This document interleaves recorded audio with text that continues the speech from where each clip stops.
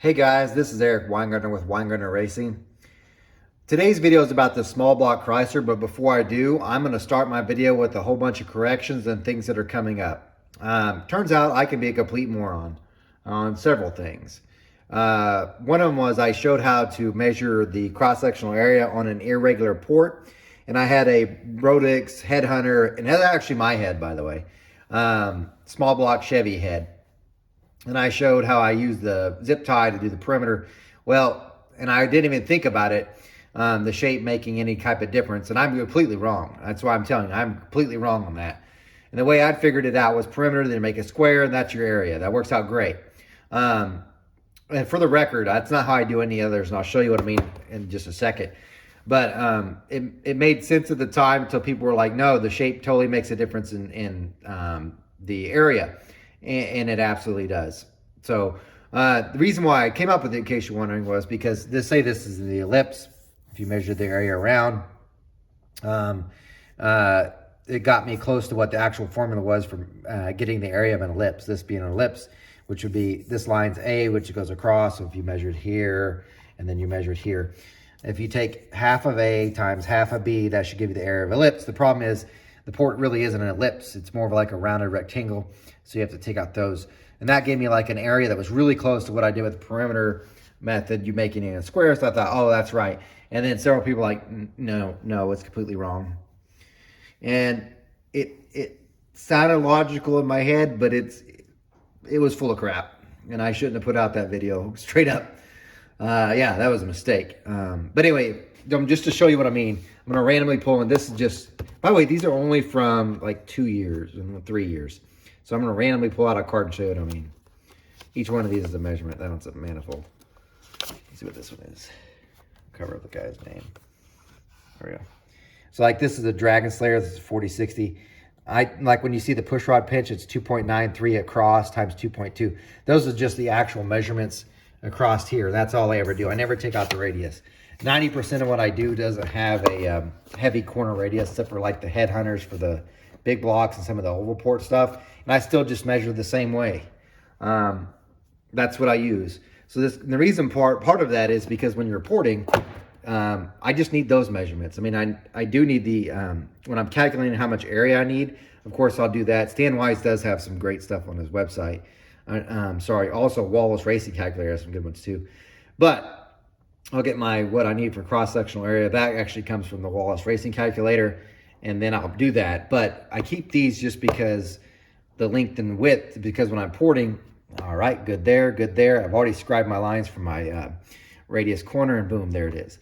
So the point being is, I'm just going back to I was a complete idiot on that video, and I removed it. And for those that watched it, I am sorry that I have led you away. Second thing going over real quick was, in the AFR video, CHE contacted me. He's like, hey, our product's not made in Brazil. You said the guides are made in Brazil. And in my defense, when the conversation came up about made in America, someone, not going to throw anybody underneath the bus, said, our guides are made in Brazil. Now, I don't know if the material came from Brazil, but CHE's guides are made in America. So I want to correct that as well. So those are two blunders along the way. Now, I'm going to go over a couple other things, and the reason why I'm going to wait to flow this Chrysler head is because guys have waited forever for the Chrysler head. You can wait 5 more minutes. I want to show you some more projects that are going on in the shop, because there's a lot of stuff that's kind of cool that'll be coming up just so you guys can see. And I'll go through some of it really, really, really quick, hopefully. This is a long way out project, but they came in. These are the Brodix DN9s, the big block Chevy. Now, these aren't ported yet, of course. I get to do these. These are for my own personal. No customer bought these. I bought them for myself. If you were one of my subscribers and you've been paying attention long enough, like, you heard me mention that I was going to do something with it. And I wanted to do a DN9 head because I think this is the baddest big block Chevy head that's out there that I know of. I did get, and I mean to tell you, these things are heavy. I did have them do just a CNC chamber. The only reason why is because I didn't want to have to send the head off for a piston mold. That's it. I've got a long way to go and probably won't get them done forever. So there's one project. The next one, and this video is coming up on Sunday. I'm going to go ahead and warn you. I have Nye's building me a 406 small block Chevy, and I supplied the heads, cam, intake manifold, pretty much most of the stuff. Now, it's going to have a Torque Storm supercharger on it. What I did, and this video is coming up on Sunday, is I flowed all 8 intake ports. And I'll go in and tell you, they didn't all flow the same. Partly because it took me a year and a half to port the heads because it's my own stuff and I don't have time to work on my own stuff.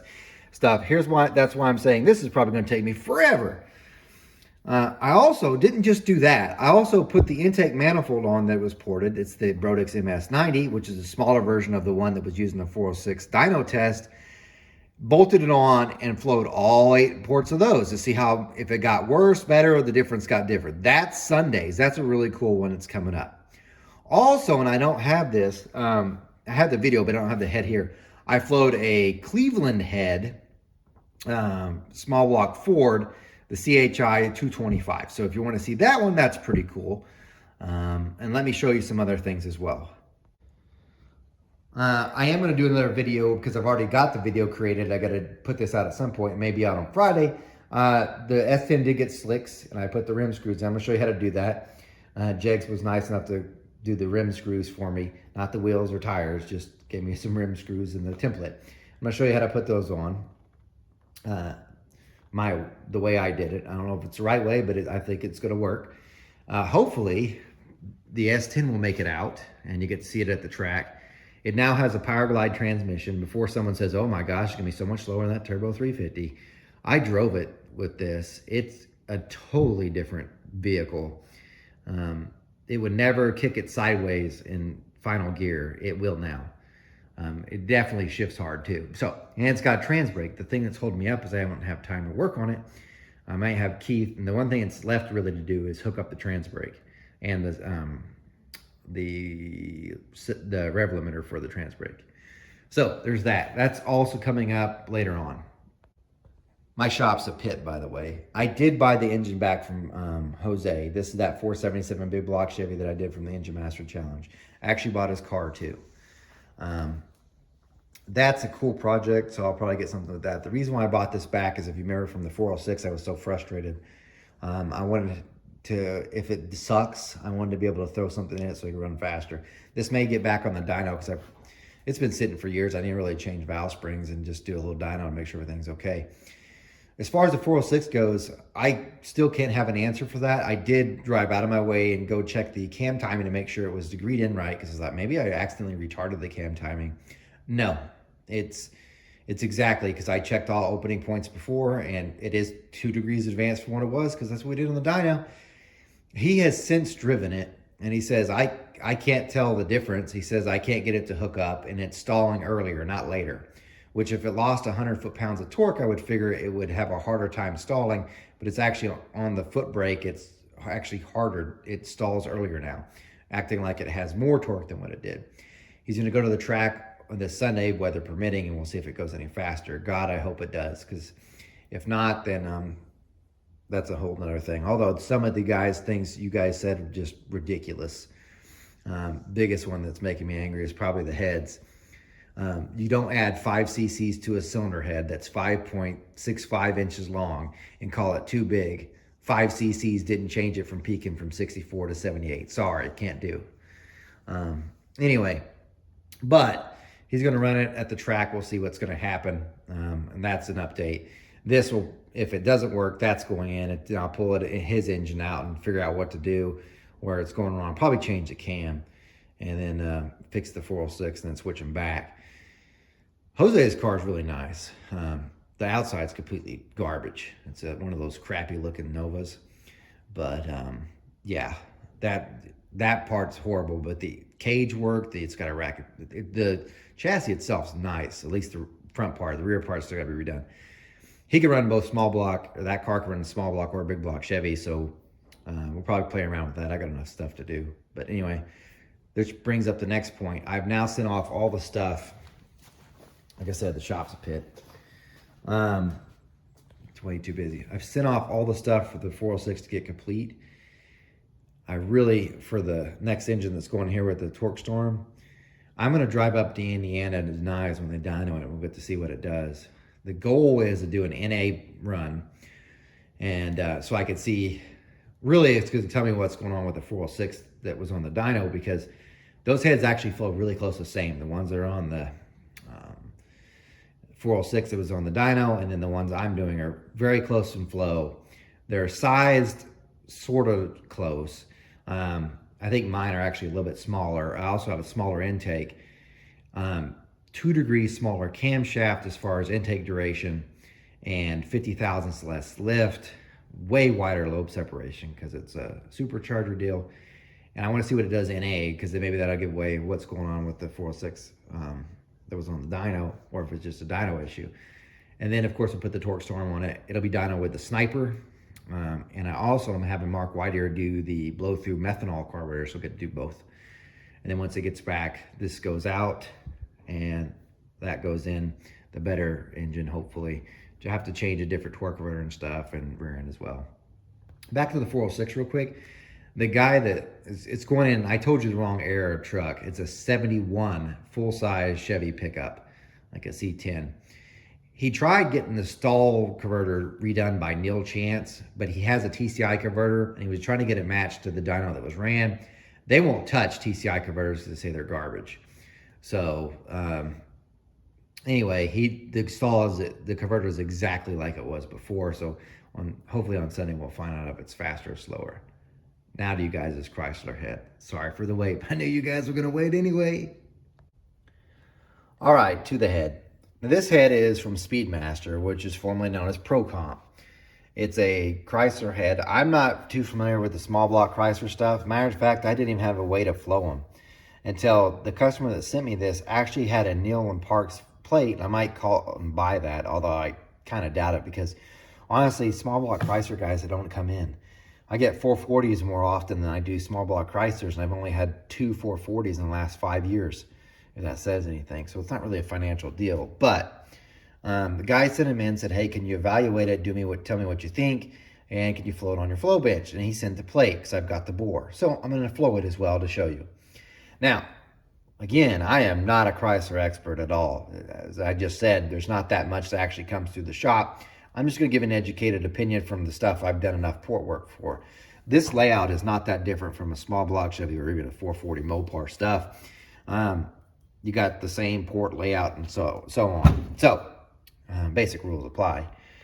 He sent the following valves. He sent this valve, which is a 202 intake valve, which is what it has. And if you notice, it does not have a back cut. So I'm going to warn you, as I'm flowing this, it's probably going to have really good peak flow, but the low lift numbers are going to suck. Partly because there's no back cut on the intake valve. The exhaust valve does not have a back cut. You do not need a back cut on the exhaust valve. You could put one on, and I usually put them on people that like circle track engines where they got a 450 lift rule, I will, but otherwise I don't, because it actually helps reversion. And I mean by helps, makes things worse for reversion. So having the back cut's not what you want. In other words, it makes it better to flow this way back into this cylinder than it does that way. Hopefully it makes sense. So anyway, point being is you don't need a back cut on the exhaust. Okay, looking at it itself, the chambers, I'm sure ProComp copied a stock chamber. I don't know. I haven't seen enough of them to tell you if this is a stock chamber or not. There's some things I don't like about it, but I'll go ahead and tell you. Let me give him a pointer. The one thing I for sure don't like is the valve job itself. And this is easily remedied. If I was to put this on my valve, my Rottler seat and guide machine with my custom cutters, I could change the angles and make a better transition right here up into the chamber. This isn't so bad, but into the throat, it's horrible. It comes straight off, like, I don't know if you can even see it, but I believe the angles are so hard. This is the seat right here, and then one angle falls in. And this is almost like a 90. It's really straight. It doesn't really have that much of a turn. Usually we do no more than 15 degrees on each angle that turns in.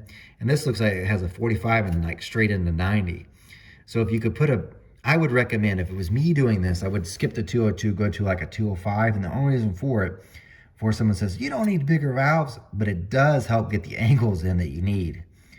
And that will help it flow more, and it's gonna be better. So, because like I said, it's seat 90. I don't like that. I don't like this either. Usually when you have a heart-shaped chamber, this part right here is built up, this through here. So it acts like a venturi cone that comes out. This just kind of goes flat and then hits it. So I don't like that. I'm sure it's copied from something that's factory. I'm just not a fan. I'm just gonna go ahead and tell you. The exhaust side, you can kind of see the same thing. So you've got a seat and then it goes straight. And you can see where they kind of did some kind of machine work where it's cut out, but that creates another problem. So I'm gonna have to probably get my flashlight here. But before I do, or not, you could see that transition right here from the valve job into the short side. It's sharp, so I guarantee you this is also hurting flow. This is probably something you could do at home real easily. Where my burr or where my pick is, where if it was me, I would use it to sharpen, or not sharpen, but smooth out that turn there. Get rid of that angle that they have and just blend it back into that short side. Not trying to remove a whole lot of material, just blending it in. Guarantee that's gonna pick up flow. It'll probably pick up way more flow on the exhaust side because you can see how much worse it is right here. So let me tilt the head and show you. So if you were to remove this, round this corner all the way, guarantee you're picking up flow. Guaranteed. Because that's just, like it's straight, it's 90 in a turn. So you've got a port turn and then 90 here. Not good, I promise you not good. Now this looks worse than what it is, but it's got a top cut, then goes back in and then out. That's a horrible design. Typically you want the top cut to come in and then go out, not down. See what I mean? Going up and then down.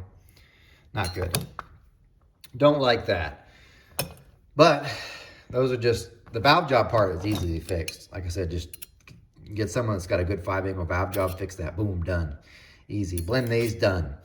Small stuff, guaranteed to gain probably, you do the valve job in this without even flowing it yet, you're probably gonna gain 20 CFM. So there's that.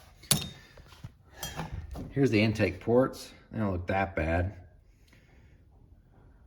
So, not bad. As you can tell, this is a Chrysler thing.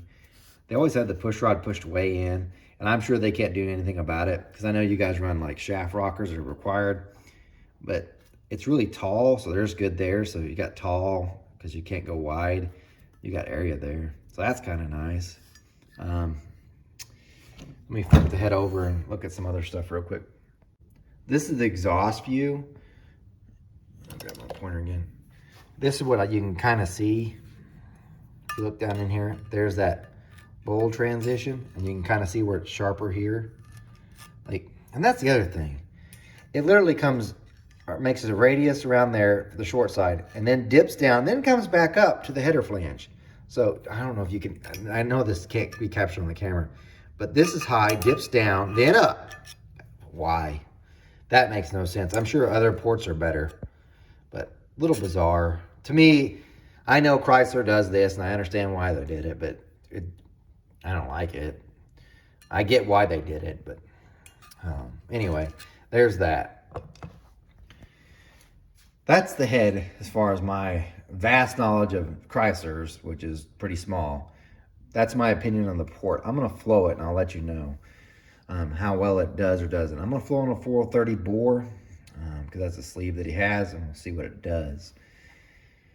Chances are the low lifts are gonna be bad, just letting you know.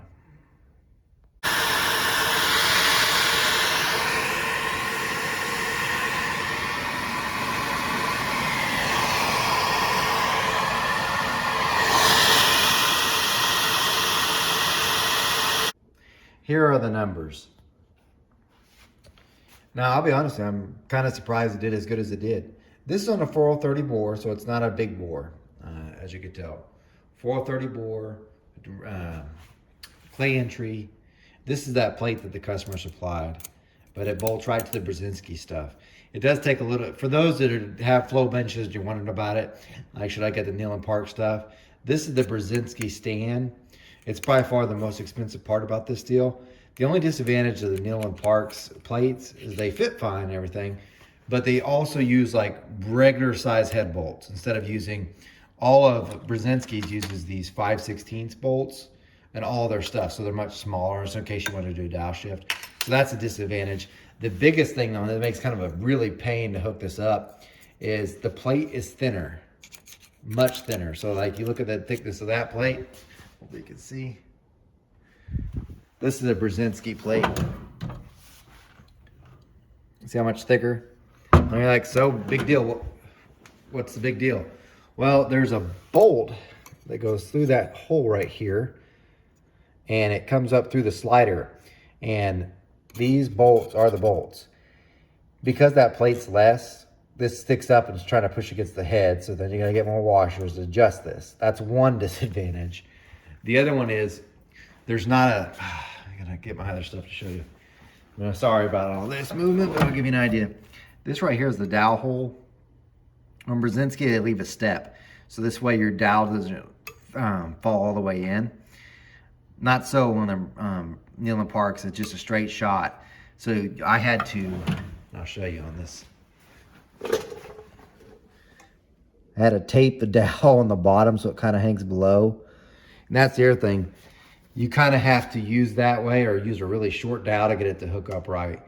That's the only disadvantage. I know a lot of you guys don't care about this because it's Chrysler. I want the flow numbers, but I'm just telling you this for the guys that actually have flow benches. These are great and they're cheaper, much cheaper than, I shouldn't say much cheaper, but definitely cheaper than Brzezinski. They just have a little bit of issues. Now to the numbers. Sorry about that, I just thought I'd show you. Customer supplied that, so that's good. As I predicted, this is the intake flow. The low lift numbers are much lower than what they should be, and that's because there's no back cut on the intake valve. Had there been a back cut on the intake valve, these were this number would have been higher. All these up till 5 would have been higher. Probably at 4 would have gained about 10, maybe 5 at 5, and by 6 it's even, and then it's actually going to be worse with the back cut on as far as a peak flow. But overall, it's not that bad. I mean, that's a good amount of air for what it is. If you're putting the Sonic on a 318, it's probably going to run pretty good. This is the exhaust flow, also not bad. Really not bad. If you were to do a valve job on this and then blend it in like I just showed you, miles ahead. And by the way, ignore my mess. I know. Things are really crazy in the shop. I don't have a free minute. I'm surprised I'm even doing this. But anyway, you do the valve job and you blend it, these numbers will come up considerably. Matter of fact, it's probably going to end up outflowing most of the Speedmaster 440 head, which is sad. A big block and the small block almost going to outflow it. So, but anyway, a good head. I really do think this is a good head. Small things, you pick it up. So if you're debating about the head itself, I don't like that it's cast in China. I mean, I'll be honest with you on that. The thickness of the seats is the other thing that I should have mentioned of. The Pro Comp seat material is probably not the best. That's just what they're made of, and they're not the best. And the seat thickness itself is not the best. So my fear with these, and this is all Pro Comp products, is it looks good and it flows good, and then the seats end up chipping off and breaking off. Because I've had that happen more than once on a set of Speedmaster Pro Comp heads that have been sold. Not so much the Chrysler, but other stuff. And that's why I don't sell them. Just because I'm so afraid of that coming back. Because these are like, everybody's just bargain basement shopping usually for these. So they're going to find whatever the cheapest. And if you sell them, even though you're like, well, it's because you put good material. Those people, like if it breaks, it's on you. They want to blame you. And it's the seats in there. I just don't trust the quality. And they're not as thick as they should be. And I should have pointed that out when I was showing the head off. But that's the one thing I don't like about them. But if you're like, you know what, I'm going to roll the dice because they got to be better in stock. And they probably are. I mean, they're definitely, I haven't floated any stock heads, so I can't answer that question. But chances are they're probably much better than stock casting. So if you're like, should I reuse a cast iron head or get these? I would say get these. But if you're like, you know what, I'm going to go full on race stuff, I'd say, well, you entered racing world and you're gambling, so that's on you. Maybe you'll never have an issue. I just would hate for you to have that issue. And I'm not saying you will. But from my experience with them, that's just what I've seen. So that it's definitely not universal. After all, I sell thousands and thousands of heads. So that's my opinion. You're more than welcome to your own. But let's pretend that the head itself is good. And there's no worry about the seats coming out. The head flow itself and the design isn't that bad. And it really does give you room for improvement. So there's my honest opinion on it. Hope you enjoy this. And you guys take care. Bonus nugget of knowledge. Guess what's happened? You want to guess what this head is? Most of you probably already know that have any experience with this. This is the LT head for a small block Chevy. I love my viewers. And I appreciate when you guys tell me that you watch. Thank you. Like again, someday I'll make enough money on YouTube and I can do some cool stuff with some dyno testing and show that off. But I had a customer that Watchman YouTube brought in some heads, wanted me to flow them, which I'm still hopefully going to do tonight or tomorrow morning. And anyway, he said, you interested in LT head? And I was like, sure. And he gave me this one. And now it is blowing up on that one cylinder. As you can tell, something's definitely gone wrong and smacked things around. But the other ones are fine. So guess what's the next head for the internet ports heads? You're like, oh, it's going to be Chrysler? No, it's going to be this LT head. Just because I have yet to even flow this head, and I'm so curious to see what they do. And I'll be happy to share that information for you, because as you can tell, it's direct injected. There's your spark plug. We'll get to mess around with some stuff and see. A swirl for this thing should be different, because after all, they have to worry about that because of the direct injection. By the way, for as clean as it should be, look at all that carbon. You know, for you guys with the fuel injected guys are like, well, if you direct injected, you know, it's the best design. Well, then how come there's carbon up there? I'm just kidding. I kind of know, but I just thought I'd bring that up. It's one of those internet things. Anyway, look for this head. It's coming up in later, I don't know when, but sure later. This is it right here. It's going to be kind of cool project. Anyway, you guys take care. See you later.